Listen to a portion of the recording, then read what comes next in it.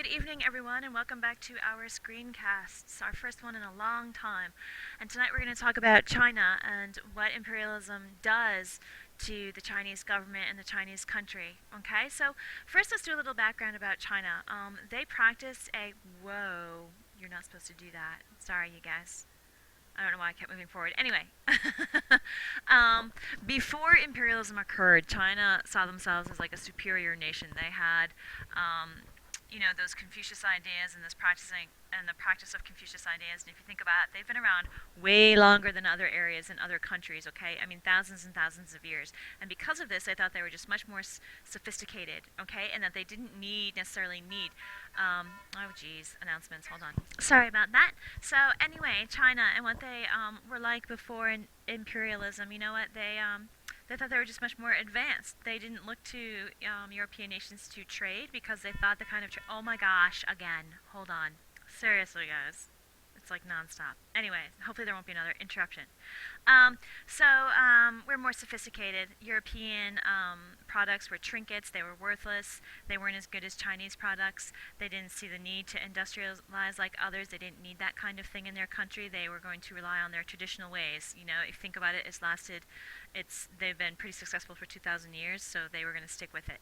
The only thing that they did really trade is they would trade gold. Well, they would trade like tea and porcelain and China for silver and gold. And they also enjoyed a trade with opium as well. If you think about Britain is getting Indian opium, they're selling it to China. Okay, so the Chinese, before all this happened, they had a small trade with Europe, and they didn't necessarily think it was necessary, and they definitely thought that they were much more superior than other nations. Okay, they perceive themselves as being a model for other countries. That's what people should look towards China to model their country after. Okay, so now we have what's going on in the 1800s. So that was before in the late 1700s and early 1800s, and this is in the later 1800s. You've got the Qing dynasty, okay, who are unfortunately in a decline. There's a lot of corruption. There's a lot of spending in the court, which we see a lot within monarchies, and it's always part of the downfall of a monarchy, if you think about it, is all that extravagant spending, all this corruption.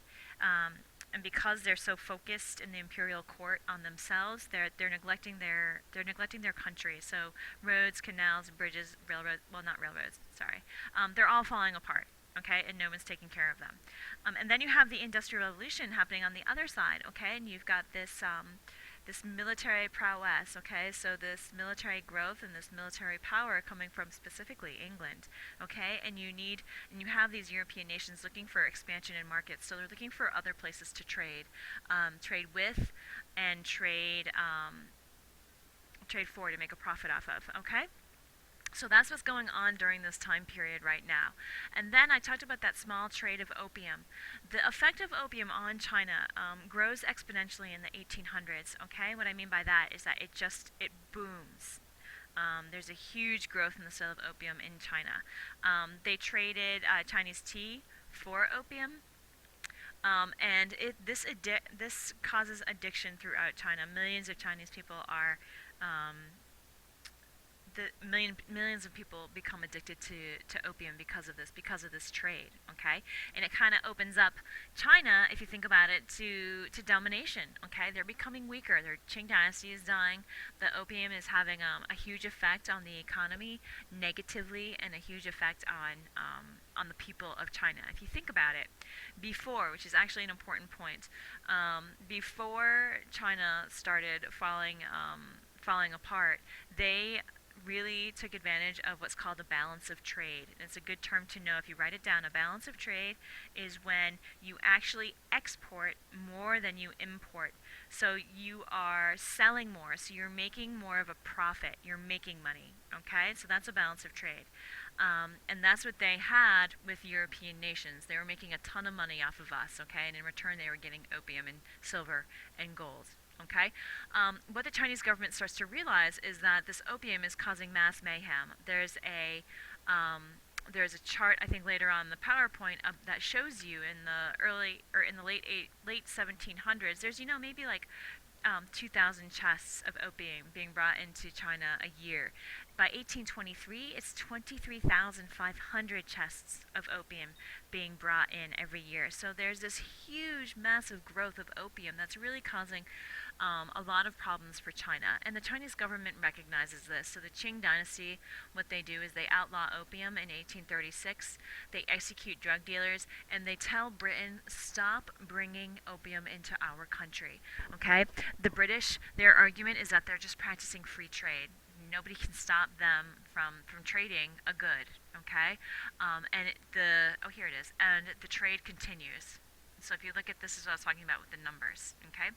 And because of this, because of Britain's refusal to stop the opium trade, and because it's so detrimental to China, China has no other option but to declare war, and this is known as the Opium Wars. So China declares war on Britain, the most powerful military in the world, and you can almost guess what happens because of the Chinese ships are much smaller, they're wooden, they don't have the weapons that the British military does, and the British, if you look at this boatway in the background, the British have these steam-powered ships with much more advanced weaponry, and they're able to take out the Chinese very, very easily. And because they're able to do this so easily, and they know that they are much more advanced than the Chinese, that they create this treaty after the war that is very, very unfair to China. It's called the Treaty of Nanjing, is how you pronounce it, okay? And if you look at these provisions, these are all placed on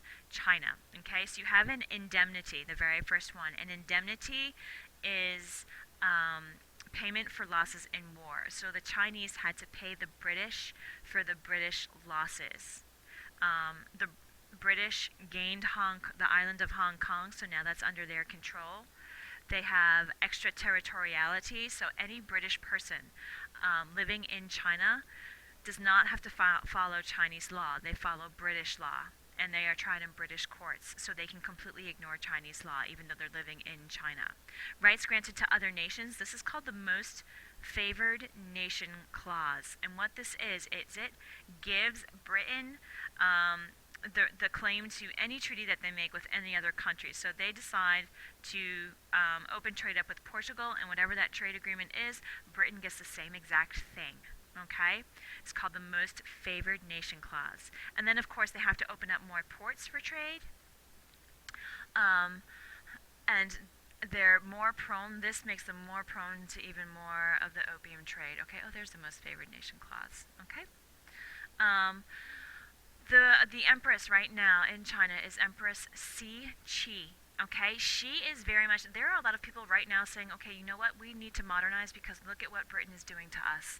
Okay, she is the empress, and she is saying, no way, we're not going to let that happen. We are going to rededicate ourselves to Confucian waves. We're going to stay with our traditional views, and we are not going to reform anything. We're not going to adopt any kind of Western ways, okay? And because of this, because she's so adamant about it, she's going to have a lot of internal conflict. And one of those internal conflicts is the Taiping Rebellion. So we're going to talk about external and internal problems that China has. Britain obviously is external. Taiping Rebellion is internal. There's this guy. His name is Huang Shichuan, and he wants to create a heavenly kingdom of great peace. Okay, that's his goal. Here he is, Huang Shichuan. He was actually a school teacher who failed the civil service exams, and he wanted to create this heavenly kingdom of peace. He wanted to his main goal was to completely get rid of the Qing dynasty. They did not need it anymore. And if you look at some of his reforms right here, this is what he wanted: community ownership of property, so shared property, equal rights for men and women, strict morality. He was a Christian convert, so he wanted to replace the Confucian texts with a Christian Bible, okay? So he wanted to create all of these things to kind of rebuild China. Now, he was very successful in getting a lot of supporters, and because of that, for 14 years, they fight. And within those 14 years, you've got 20 to 30 million deaths. You have the Yangtze Basin is along the Yellow River. That is completely destroyed, so a lot of internal trade is completely destroyed. And he doesn't get rid of the Qing dynasty, but what he does is he forces some concessions. So now Empress Xi Qi, what she needs to do is she needs to work with local rulers in order to help reign. Okay, so in order to maintain her dynasty, she needed to allow local rulers that autonomy, meaning that they can rule over their own local areas. Okay, and then work with Si Qi and the Qing dynasty, whereas before she didn't have to at all. Okay, another internal problem is you've got this. It's a problem for Si Qi. Okay, remember she does not want to modernize. Whereas other people are saying, you know what, this is what we need to do. And that's why you have this self strengthening movement. You have these reformers that take it upon themselves to improve China. And what they do is they start building modern weapons. They're actually successful in building an arsenal in order for them to build weapons in. Okay? They create shipyards. The RR is for railroads, telegraph lines. You've got mining industries. All of these things to improve Chinese's position, not only internally, like to rebuild their infrastructure and make it stronger, but also to stop any external threats. Okay, they already have Britain, who's kind of influencing them very heavily. They don't want any of more. Okay, that all comes to a head when Japan decides to invade China. Japan invades China because Korea is under Chinese control right now and they want it. So they invade China in order to gain Korea, and they actually are very successful in defeating China, and they also are able to get Taiwan. Okay? Japan jumps on the bandwagon very, very quickly with modernization. They modernize very quickly. They adopt even clothing. Like when they go to the peace treaty with China, China's all dressed in their ceremonial robes, and Japan is dressed in modern military uniforms. Okay?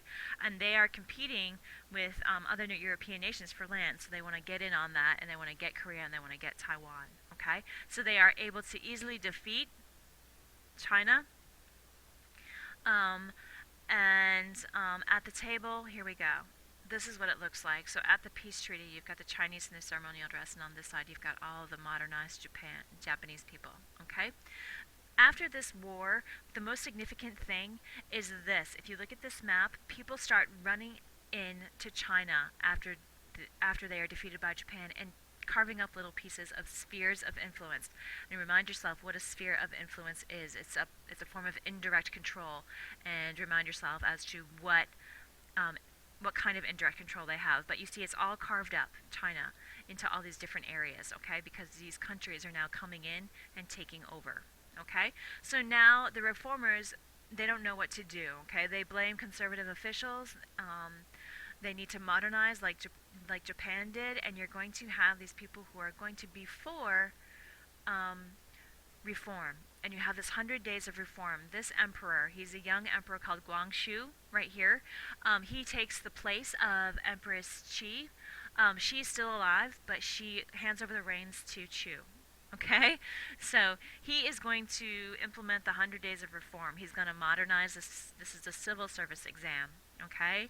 And he's going to get rid of the corruption in it. He's going to allow schools for math and sciences. He's going to allow Western education in China. He's going to switch from an absolute monarchy to a constitutional monarchy. So now people are going to have a more democratic rule, and they're going to have more of a say within China.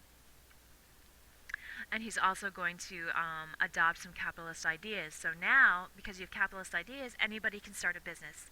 You know, anybody can invest. And so just like Great Britain, you're going to start to see the rise of a middle class in China. Okay? And then, of course, we need to industrialize as soon as possible so we can catch up. We're way far behind European nations. Okay? So it lasts only 100 days. This is a typo. It's not Si Chu, it's Si Qi. Okay?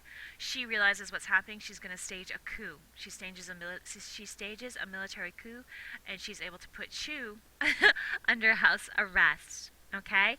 And reformers, they fear for their lives, so they flee. They take off, and that is the end of the reforms in China for this time. Okay? And we're also going to talk about the Boxer Rebellion super quick.